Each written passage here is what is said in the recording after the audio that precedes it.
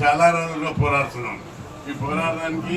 ఈ పోరాటంలో భాగంగా బోన్ నరేష్ గారు నా ఎంబడి దాదాపు 15 సంవత్సరాల నుంచి పనిచేస్తున్నాడు.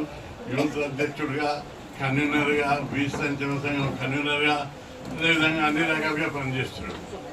మళ్ళా ఇంకోటి చిన్న క్లారిఫికేషన్ వారు అడిగారు జర్నలిస్టు, మొన్ననే ఒక సంఘం పెట్టారు కదా. అవును, ఇది డెమోక్రసీ, పెడతారు. చాలా సంఘాలు ఉంటాయి. నరేష్ కూడా మా అనుబంధ సంఘం, మా సంఘం. కాబట్టి ఆయన శక్తికి, ఆయన చేసే ప్రతిఫల, ఆయన చేసే దమ్ముంది. ఆయన అనేక కార్యక్రమాలు చేస్తారని ఆయనను కూడా మేము ప్రోత్సహిస్తున్నాం. అదేవిధంగా ఈరోజు మీ అందరికి విజ్ఞప్తి చేస్తున్నా, మీరు బోన్ నరేష్ సమర్థుడైనటువంటి నాయకుడు. ఆయన నాయకత్వంలో కూడా మీరు బలమైన బీసీ వాదాన్ని, బీసీ నాయకత్వాన్ని పెంచాలి.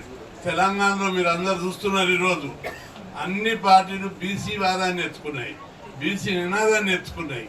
ఆంధ్రప్రదేశ్లో కూడా బీసీ వాదం, బీసీ నినాదం మారు మ్రోగాలే.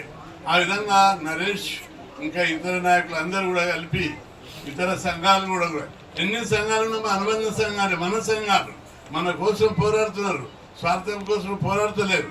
కాబట్టి మీరు అందరూ కూడా బీసీ వాదాన్ని, ఇక్కడ తెలంగాణలో 27 సంఘాలు ఉన్నాయి. మన సంఘం లీడ్ చేస్తుంది. అన్ని సంఘాలు, మన అనుబంధ సంఘాలు 3-4 ఉన్నాయి. అవన్నీ కూడా లీడ్ చేస్తున్నాయి, ఉద్యమాలు చేస్తున్నారు, కార్యక్రమాలు. ఈరోజు అన్ని పార్టీలు ఏమంటున్నాయి? బీసీ ముఖ్యమంత్రి, తెలుగుదేశం బీసీ ముఖ్యమంత్రి అంది, కాంగ్రెస్ బీసీ ముఖ్యమంత్రి, బీజేపీ బీసీ ముఖ్యమంత్రి అంటుంది. ఆంధ్రప్రదేశ్లో కూడా బీసీ వాదాన్ని బలంగా తయారు చేయాలి. అదేవిధంగా నరేష్ నాయకత్వంలో చట్టసభల్లో బీసీలకు రిజర్వేషన్లు కావాలని మీరు బలమైన ఉద్యమాన్ని నిర్మించాలని చెప్పి నేను ఈ సందర్భంగా మీ అందరికీ విజ్ఞప్తి చేస్తున్నా. స్వాతంత్రం వచ్చి 76 ఏళ్ళు అయ్యింది. 76 ఏళ్లలో బీసీలకు ఏ రంగంలో కూడా న్యాయం జరగలేదు.